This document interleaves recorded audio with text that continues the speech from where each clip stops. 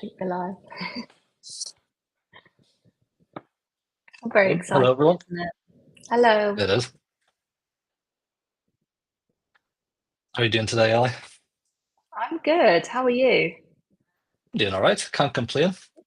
How's the Happy over weather in here. Belfast? It's taking a turn. It's grey, so we're back to our usual weather forecast. It was Oh very no. sunny there for a number of weeks, which is a bit abnormal for us. Yeah. Yeah. Oh, it's lovely and cloudy here in London. If anyone wants to put on in the chat where you're typing in from, then please do. It's Yeah, we always need to nice know to where you're. see how global we've gone. It's also good to know what companies you're from and what your position is in those companies. Just get a bit of context as to who's joining us today. Oh, we've got Kansas, Bristol, Rhode Island, Florida. I absolutely love Florida. Some more London people. Norwich is Norwich. quite global. I went there recently. So I don't think I've ever been to Norwich. Oh, it's lovely. Sunny Leeds. Nebraska. That's definitely on my US list. Yep, I recognise that name too.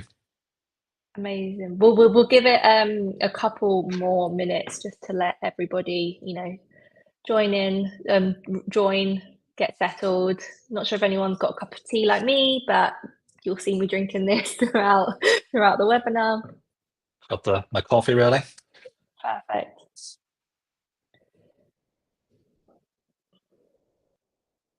More Florida. Rainy Scotland. Oh no, I think the whole of the UK is currently a bit rainy. But it's meant to be nicer at the weekend, so that's good. Fingers crossed. I hope so. Fingers crossed. Amazing. Well, shall we kick off? And I'm sure people who are, joining in can just pick up. What do you think, Iain? Yep, sounds good to me. Let's get going. Amazing. Well, thank you everybody for joining. And I'm actually really excited. This is my first webinar with ScreenCloud. Hopefully won't be the last. So today we're going to be talking to you all about digital signage and how you can utilize it to your benefit to support your internal communication strategy and really start to engage with employees. We'll kick off with some round of introductions. So my name's Ellie Twigger. I joined ScreenCloud around 6 months ago, and I am an enterprise account manager. So part of my role is to support our enterprise organizations with their screen strategy and how we can embed this into their communication strategy. As I said, I joined 6 months ago, and one of the reasons why I joined is because I honestly believe that internal comms is such a core part of an organization, and I do think that it is typically forgotten. So I'm working with organizations to try to change that. Yep. And hello, my name is Iain McAuley. I'm a senior product manager here at ScreenCloud. And I've actually been here for 6 years. So I'm now basically part of the furniture, kicking around the office at the moment. I originally joined as a digital designer, trying to figure out how do we get content onto screens and make that something that's useful and easily digestible by users and as seamless as possible. But I've since moved into more of a product role where my key focus has been around integrating with existing platforms that our customers are using. And again, trying to figure out how do we automate the process of getting content onto screens so that screens fits in nicely with your existing content strategy.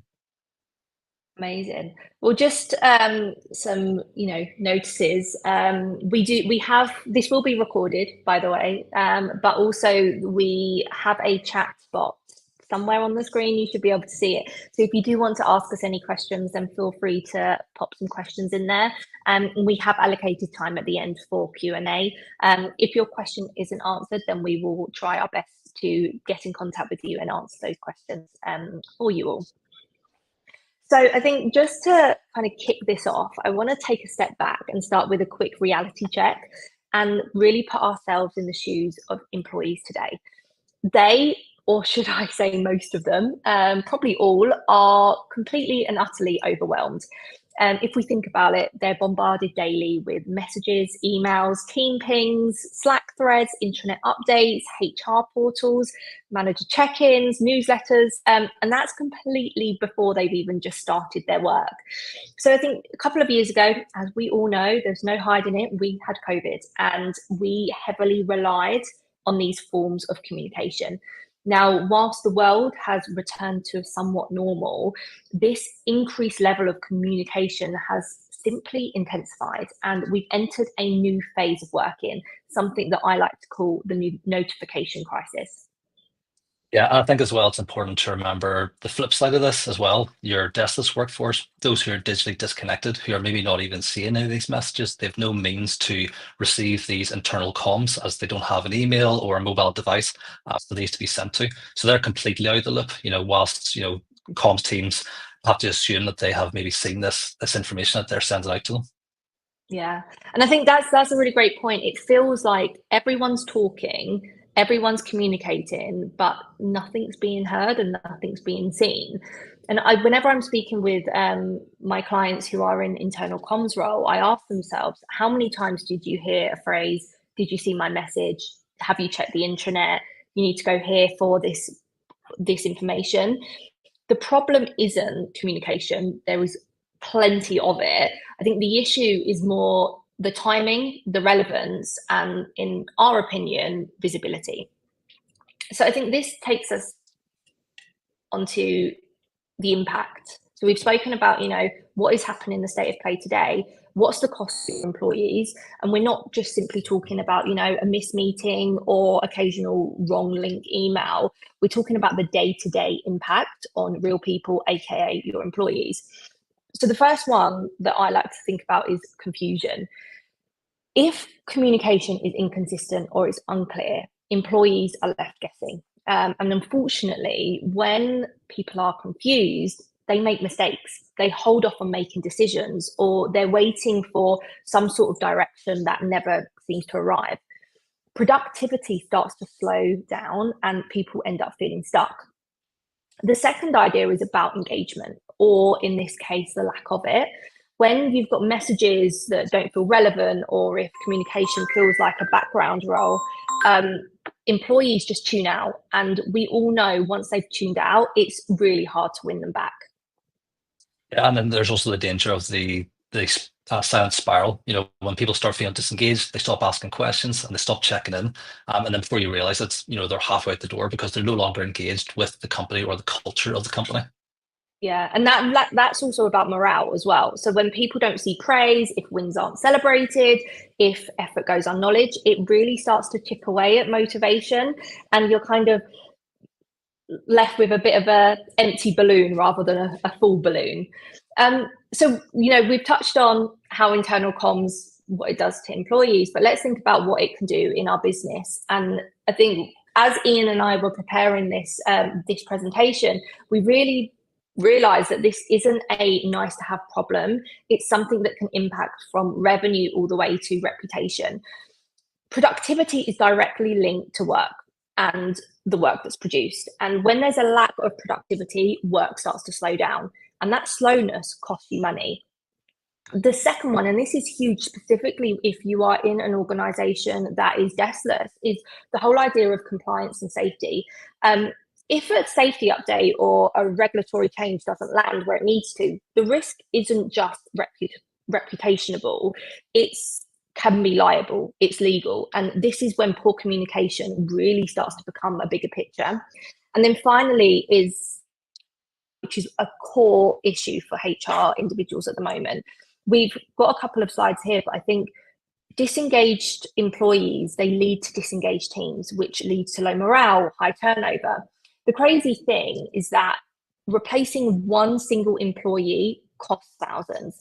So imagine if you are replacing thousands in a year simply because they feel unheard. That's a line item that nobody has budgeted for. So we're going to talk a little bit about how do we solve this. Obviously, we think screens play a huge part in this. And I think traditionally, we've always seen screens or digital signage as an additional piece or simply an add-on. But let's actually think, how our brains work. So we as humans, we are visual creatures. When we look at something eye-catchy, light rays pass through the pupil and project into the surface of the retina. Now, photoreceptors then convert the light into electrical impulses before sending them into the brain. It literally becomes part of your subconscious. Now, humans, we are like osmosis. The more we see something, the more we hear something, the more receptive we are to it. And that's one of the reasons why I can tell you exactly what's on the screens in my office, but I can't tell you what I had for breakfast this morning.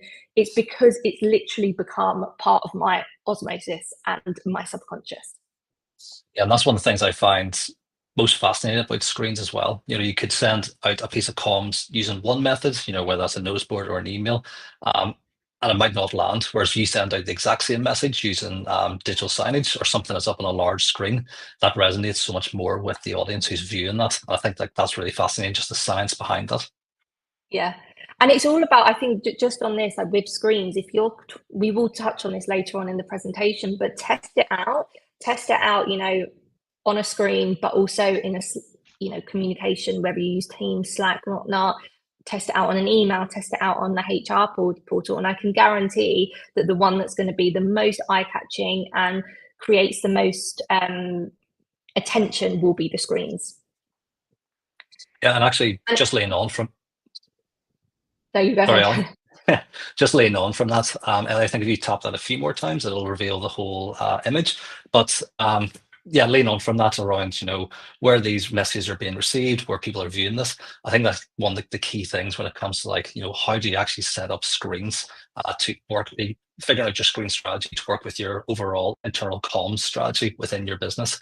And one of the key things that we always ask our customers to do whenever they're starting to consider, how to use digital signage in their workplace, is just to walk around and figure out, where are their screens currently placed, or where do they plan to place them in the future? Because there's three key things to kind of think about, whenever you're thinking about what kind of content then should be going on those specific screens. The first one is, who's looking at these screens?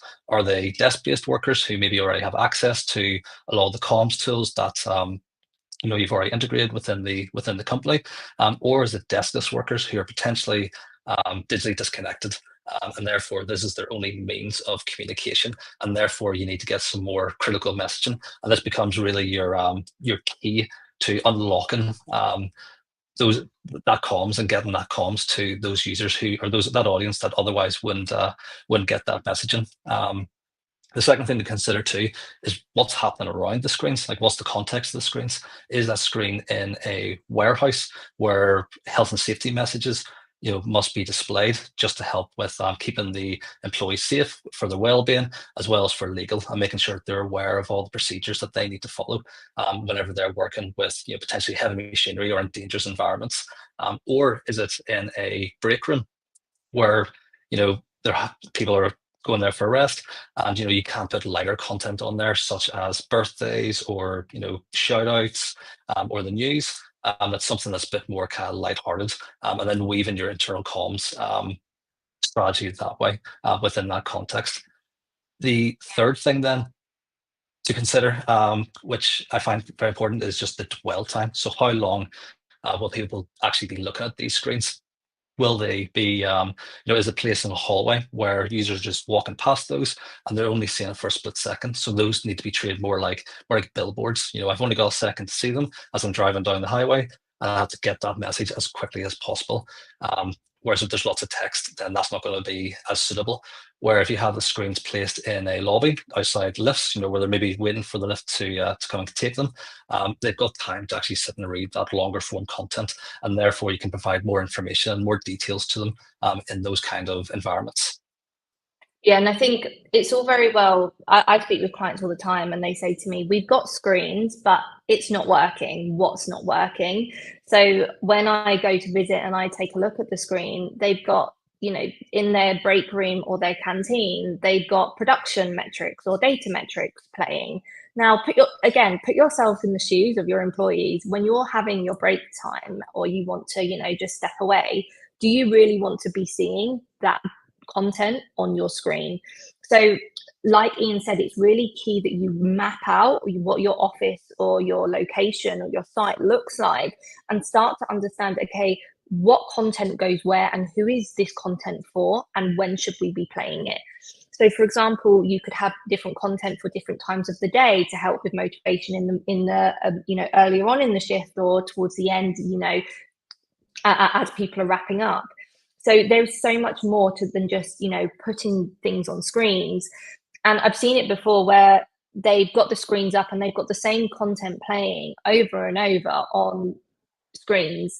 And what I call this is wallpaper, the wallpaper effect, because the screens aren't showing anything creative and they tick the box, but they've become part of the wallpaper and nobody's really noticing it. So it's really key that you think about, okay, how often are we also refreshing the content as well as making sure it goes to the right place? And tease me up nicely for my next slide, talking about once you figure out where your screens are, the context, and who's looking at those screens. How do you get content onto those screens? How do we not double up in work? How do we avoid having to find a design team to get that content on? And how do we streamline that creation so that you are able to work in the existing tools that you have without having to double up on the work and therefore, spend more time and money trying to cater for these additional screens? In our view, screens should be an additional channel to your existing comms strategy and not something else that has to be have a whole operation just to maintain on its own. This should fit in nicely with your existing strategy. So using integrations that connect with your existing platforms and your existing workflows is a really powerful way to really just save time and effort in that process. So connecting to the likes of MS Teams, SharePoint, Unity, and then having the ability to automatically have that designed on screens. So you could write something in MS Teams, and if you were to screenshot that, it's not going to look great on screen. You might have to then go and get a designer who will be, has their own workload, and then you're waiting, and then the messages become stale before they even reach the screens. I talked to a customer a while ago who's had quite a small internal comms team, and they were doing everything they were doing all their comms as normal in their normal platforms, but then they were separately having to do stuff on Google Slides. And they were only able to do that once a month. So therefore, by the end of the month, the content's a month old, and it starts becoming that wallpaper effect as well, where the content is just so stale and old and no one's even paying attention to what's on those screens. So using integrations is a really great way to update that content frequently, using the content that you're already creating without having to double up on work. Yeah, because I always hear something that is that they say, oh, we haven't got time to create the content, or I'm not a content designer. Whereas utilizing integrations literally save you so much time because you're just repurposing exactly what you put out there. So instead of it going just out one way, it's going out to multiple places, which means you get more visibility. Yeah. And then just some examples of that in action. We have a customer of ours using Viva Engage to get their Viva Engage content out onto screen. They are heavy users of Viva Engage. This is where all their internal comms happen. But due to biosecurity rules for this particular company, their employees are unable to have mobile devices on their person whenever they're in the workplace. So they're unable to receive these messages whilst they're working. And then whenever they go home, you're not sure if they're actually going to be looking at those messages whenever they go home, whenever they're outside of working hours. So using Viva Engage to essentially become an extra channel and bring the content to where they're working has proved invaluable to this company. Again, this was another example of where they were having to do it in PowerPoint and then upload this all separately and get designers, and it was a whole workflow. Now it's completely automated and they don't even have to think about this anymore. It just fits seamlessly into their existing workflow. Yeah, and I love the fact that there's I was going to say, I love the fact that there's the QR code there, simply because they can just go and scan that QR code if, for example, they did have their access to their mobiles on site, and then it would take them directly to the original post. Exactly. So it becomes almost like a promotion of the internal comms platform that you already are using. And same with First Up in Unity. Again, great tools for like more enterprise focused tools to to do your internal content, and then having these integrations just to get that content on the screen. We've seen some customers doing some really interesting things with Unity and First Up to get their content onto screens, and they're not having to check mobile apps or emails. Again, another thing just to touch on, I suppose, is that using digital signage, it helps move your internal comms away from a pull system to a push system, and therefore you're pushing the content to where they are at that particular moment. Yeah, and I think using the likes of Unity and First Up, it means you can also keep that branding that you've got on these platforms, and very similar messaging as well that reflects exactly what your cultures and your values are, and then straight away it gets onto the screens. Yep. And then final example, which I'll share, is a customer of ours who are using OneDrive. They're lucky enough to have a design team already that were creating content for screens. So they already had that team and all set up. But previously they were using USB sticks to update their content, and that was costing time and money. Having to go and get the USB stick out, update that, put your content on there, and then manually putting those USB sticks back. So they wanted a way to still utilize the screens and still utilize the designers that they had access to. And they were utilizing then OneDrive to then create the content, drop it into their OneDrive folder, and then push that directly to their screens. And any changes that they were making, or if they're adding new content or deleting content, that was automatically reflecting on the screens through a slideshow, which is what the app was essentially creating for them. Yeah. I kind of pulled a face when you said USB sticks, because it must be, I can't imagine having to go to multiple screens and having to pull out the USB, take it home, update the content, create the content, then go back to the screen and upload it. It just sounds like such a time waste. Yeah. Cool. And then, what happens if you already have a system, like maybe it's a proprietary system, or, it's an older system that, there's no integration for it. How do you get that content on the screen? I think this is where, if you have access to people with some development knowledge who can take the time to plug this together, you can use webhooks to get that content on the screen. So it turns any system into a screen-ready feed, no matter where it comes from. Using our webhooks app, just as an example, you can then tap into that design language that we've already developed, where we'll take content from any source and then put that onto screens, and then it's automatically designed for something that's suitable for screens, and it will adapt depending on where your screens are. If they're in zones and something needs to be smaller, or a different shape, if they're in portrait mode and they need to be a different aspect ratio. So something, again, really powerful to quicken up that process. And then the likes of playgrounds, where you can just create your entire, code your entire output, so you can completely change how the content looks on screen, and develop a way that reflects your brand and is completely customizable to the way that you want it to appear on screen.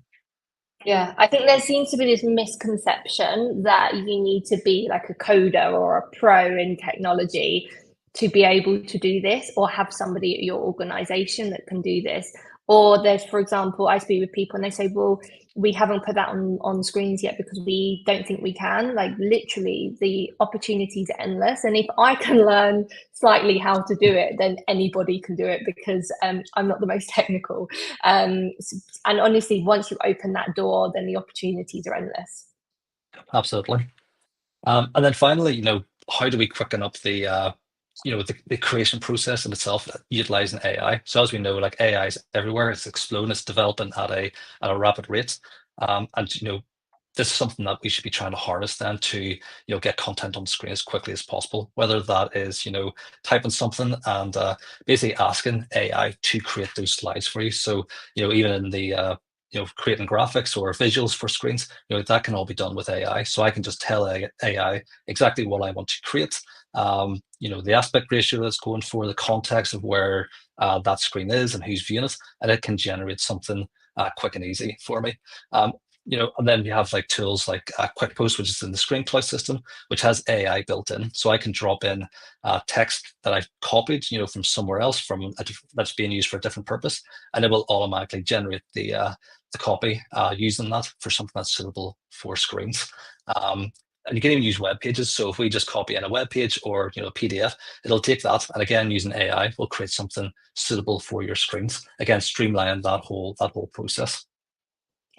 I had it actually recently with a client, and they said very similar. Oh, we don't have time to create the content, and utilizing AI, I was able to create them 10 pieces of content within, I think it was about 5 minutes. Yep. That was just, putting up on their screen, whereas they had this idea that it was going to take them absolutely hours of design work. They'd probably have to hire a content designer, and it needed to look incredible. I think like you can even see here in this photo, like the content is doing its job. It's passing on that health and safety message, which, as we established earlier on, could be a make or break for an organization. Exactly. So I think that, yeah.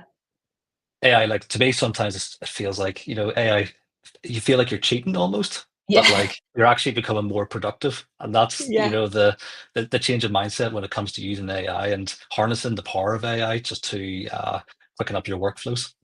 Yeah, AI is everywhere at the moment, so we might as well use it, for our benefit. And if it is a case that you're going to be creating content and getting messages out to people, then 100% I recommend people use it. Yeah.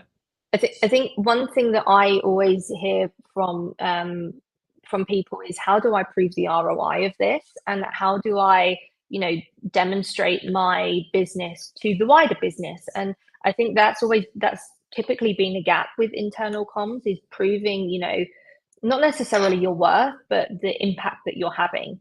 So it is hard to track, but it's not impossible. I think the first idea I've spoken with people about is the whole idea of QR codes.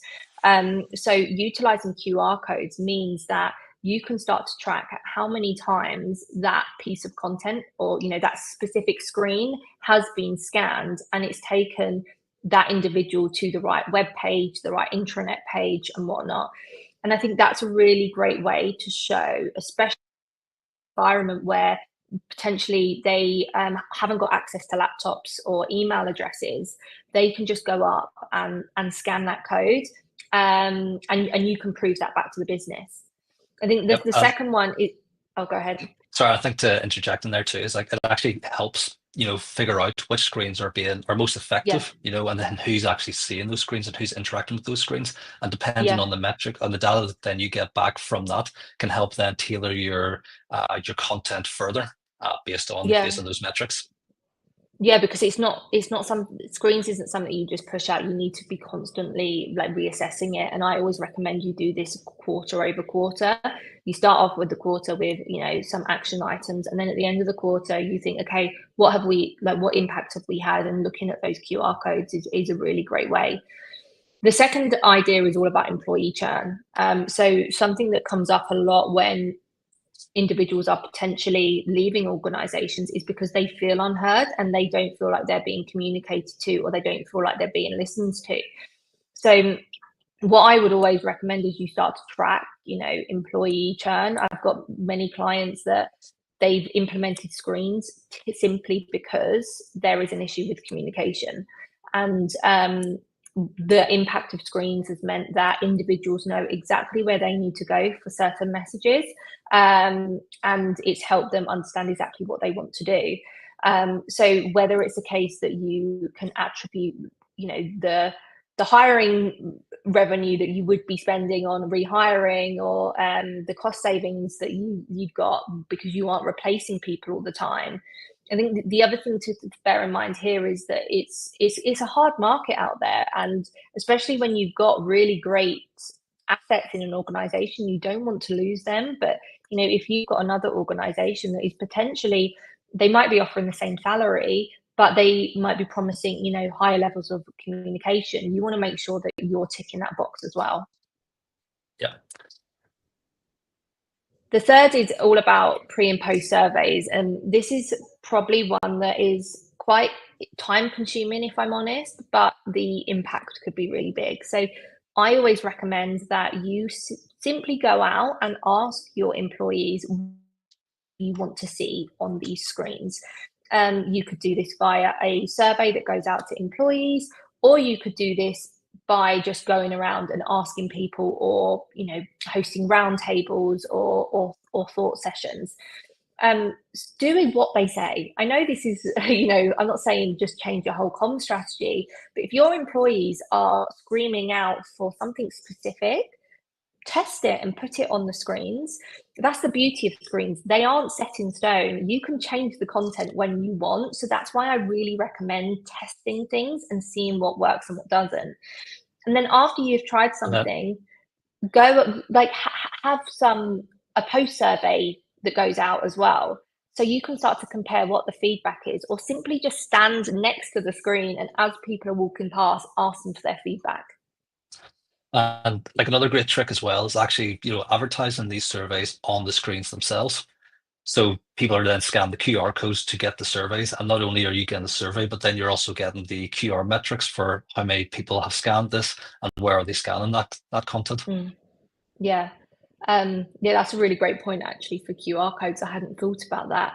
And then the last point is all about time saved. So this is an exercise that I'm doing at the moment with a couple of NHS trusts at the moment. So they have around 50 screens, and they have one individual that goes around and spends 5 minutes on average updating the screen. They have, again, it's utilizing USBs, that those dreaded USBs, but we equated that this individual was spending 26 working days a year just updating screens and updating the content, which is absolutely bizarre. And when you think about what that person could be doing if they were utilizing the likes of integrations, if they were utilizing a centralized remote platform, we were able to start to attribute is that, part of his salary, those 26 days, was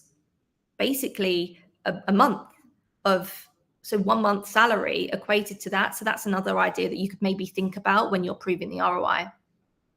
It gets worse too whenever you have, you're still reliant on notice boards, because not only then are you relying on someone to go around and updating those notice boards, you then got your printing costs for that.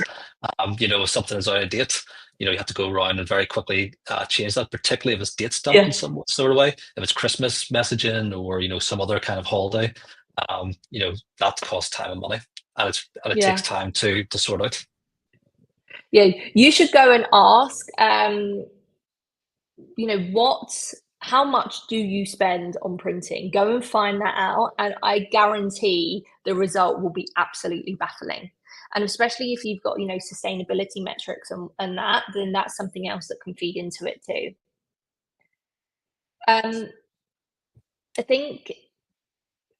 I know we've got a couple of questions in the chat, but I think one thing that we do want to just touch on first is just some couple of tips and tricks that we've seen that have worked with our clients. So the first thing is keeping it short. This isn't War and Peace. You don't need to throw everything onto the screen. I think you really need to think, okay, it's eye-catching, it's short, it's snappy, and it's going to get that message out in a really quick, succinct way. Absolutely. And again, taking the context as well, the location of the screen and the dwell time, how much text should be on that. Generally, if it can't fit onto a mug, then it could be too long if it's, if you're walking past it. But again, if it's somewhere that people are dwelling and have time to actually read this content, then you can start adding additional information to those screens. Yeah.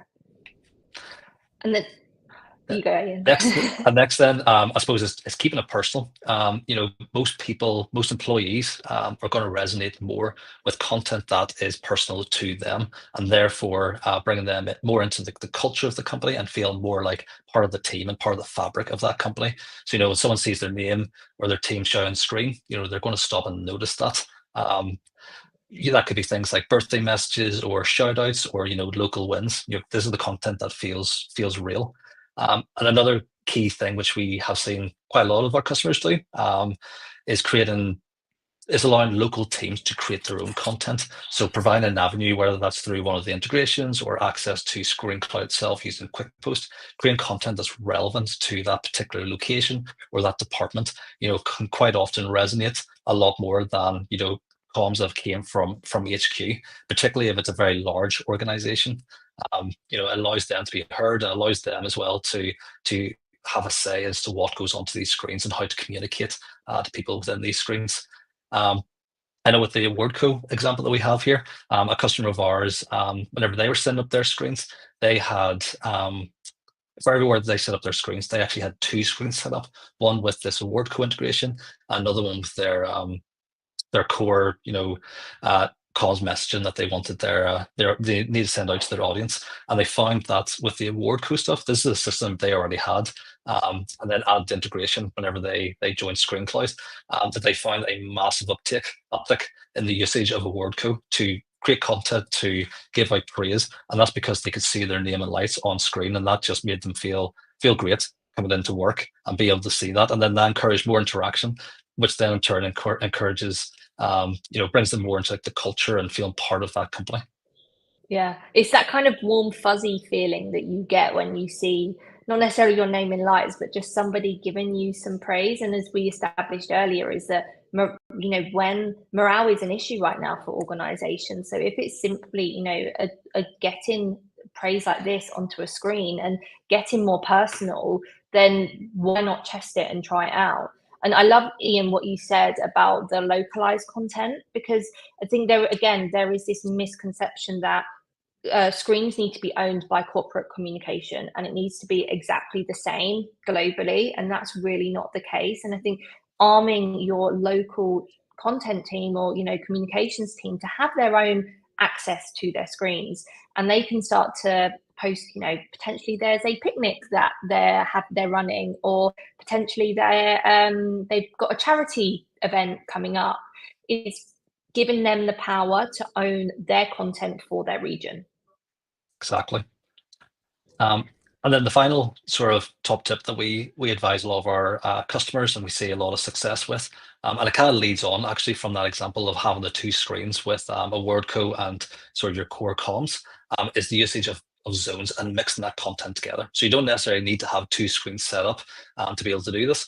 Using zones and different kinds of layouts, you can get multiple bits of content onto the screen at the same time. And this kind of helps the content feel less stale. It's not just the same block of content that's taking up the entire screen and, that's all they're seeing. They're also seeing other bits of information around that. And what we found as well in the past is that this is crucial, to attracting the eye to the screen to eventually read the core comms, the important comms, the critical comms that we need to be sent out. So in this example, you could have your critical comms in the middle using the large main zone. That people, if that was on its own, people might turn off to.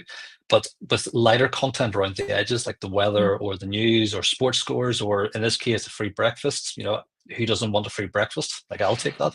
And as their eyes are attracted, then their eyes are then already on the screen, and as they're reading this other information, then they're also taking in that those critical messages and sort of the important messages that you actually want to push out to them.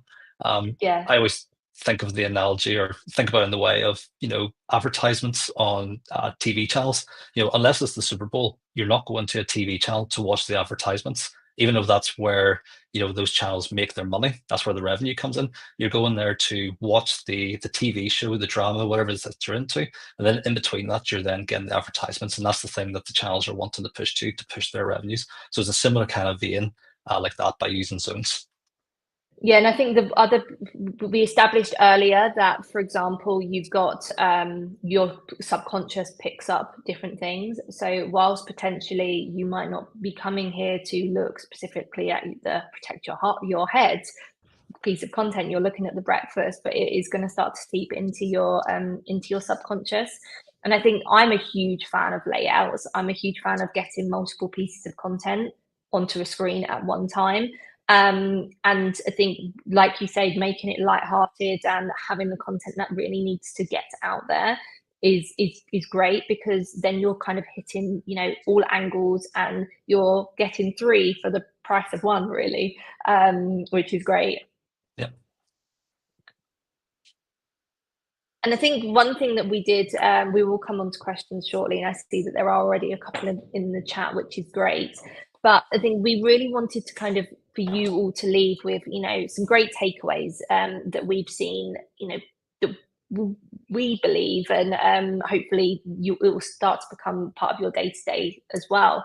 So the first one is thinking about that internal comms isn't about more noise. We don't need more noise out there. There is enough communication that's happening. It's simply about how do we do this better and how do we create better signals to send us to the right place where that content actually lives.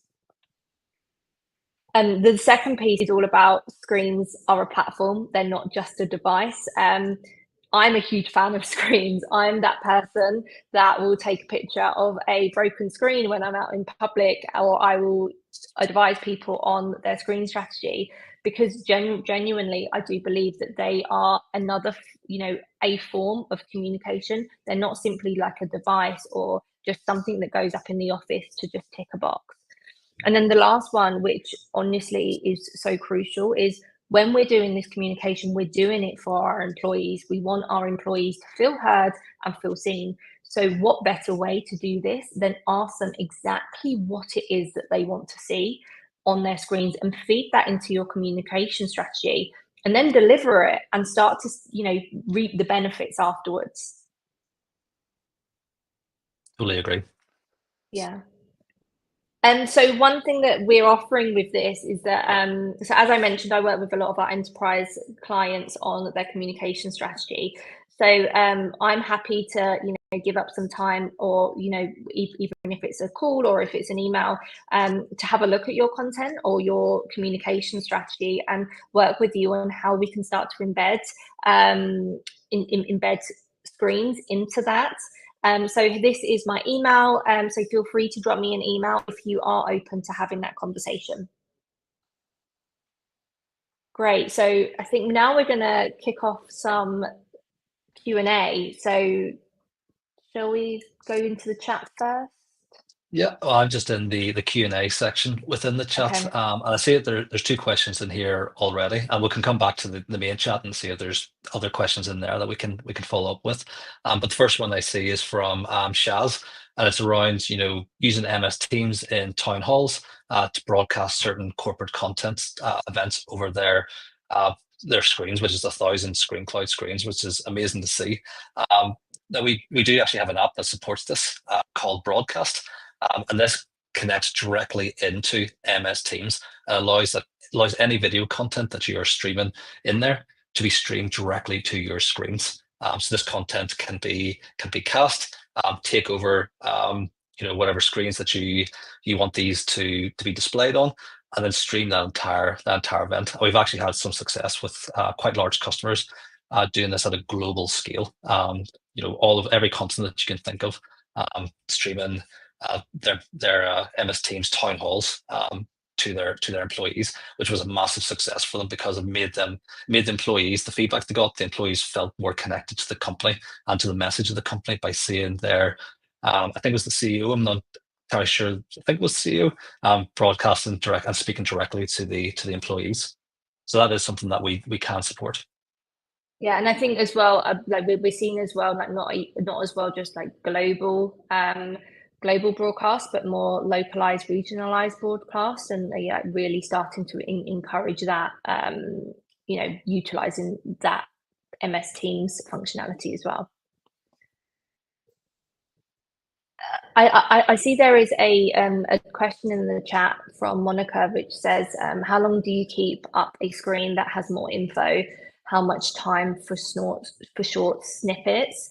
I think firstly, like test this out and have a look at the screen and see, have a look yourself and say, is this on for a long time? I do think if you've got a lot of text, firstly, can we break down that text and make it shorter? But think about, okay, if somebody is reading that, how long should it be up for? And I think as well, if it is just not short snippets, maybe try to like at the minimum, like around 20 seconds. You don't want it to become more like a movie, like where it's quickly flicking, but you don't want it too long that it's just sat there waiting to change. And I see another question. I'm not entirely sure the context of the question. Have you considered scheduling screens? But I think it actually leads to another point, which we didn't touch on during the webinar. That's about scheduling content.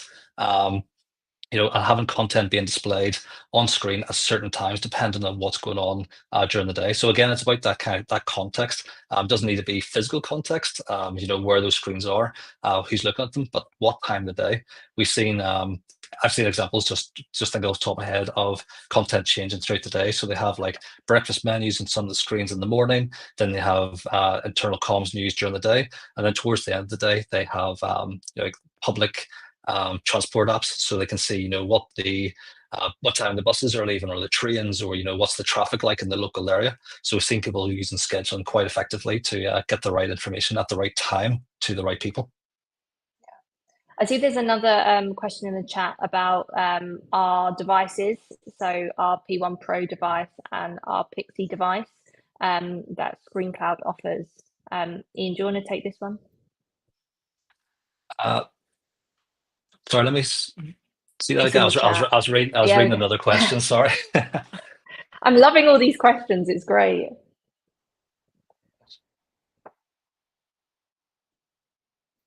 So yes, so the ScreenCloud OS device, this would be our enterprise solution.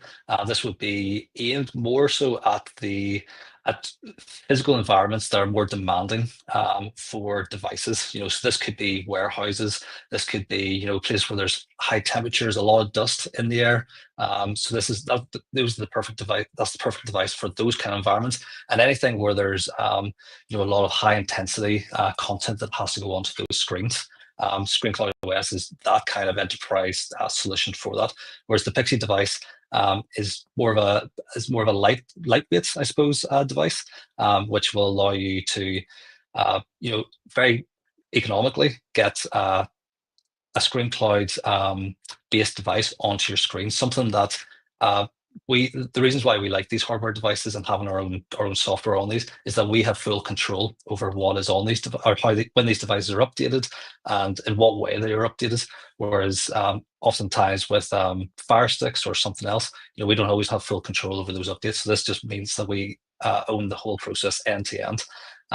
But those are kind of the key kind of differences. ScreenCloud OS would be your enterprise for heavy lifting and extreme environments, whereas Pixie is that lighter alternative for screens that are maybe in an office place or somewhere where it's not going to be in an intense environment or be displaying anything too intense.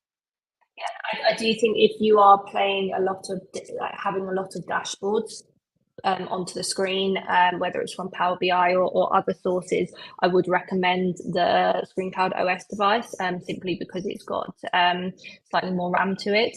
But the other thing as well to think about is that if security is a really key point when you're thinking about digital signage, and because you've got to think like a lot of this content is going through a device, I would highly recommend either our P1 Pro device or our Pixie device, simply because it's only got our software on it. And then finally, I see that Monica has provided just context around what she meant by scheduling, and talking about like birthday content and things that are like date specific, whether that is, again, like around a holiday or a certain event that's happened. And yes, there is right now certain tools within the ScreenCloud platform that allow you to do that. If this is a particular app instance or a particular image or piece of media that you have, you can schedule that individually to appear on screen when it's needed, and take that down when it's no longer relevant. We also have a team news app, which we've recently enhanced, where you can upload a CSV or other type of data directly into it, and this will contain someone's name and their birthday, and using that logic, we can then add that content onto the screen whenever someone's birthday is coming up, have it on there for their birthday, and then remove that automatically without you having to do any more effort beyond that.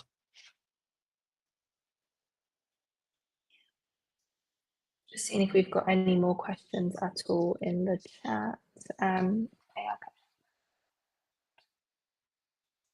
So yeah, AI captions on video. This is something that's on our roadmap for because you're quite right, you know, a lot of people turn the sound off on their screens because you just don't want sound blaring from all different directions, particularly if it's, you know, different content on different screens.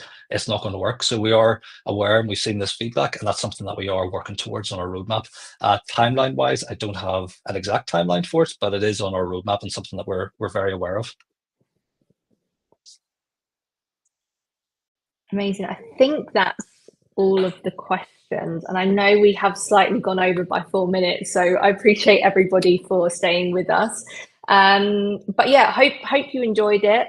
Feel free to connect with us on LinkedIn, and if you've got any further questions, then you can contact us there as well. But yeah, this has been funny, and shall we do it again? Absolutely. Amazing. All right, well, have a lovely day, evening, day, wherever you are in the world. And yeah, thank you for joining. Yeah, thank you.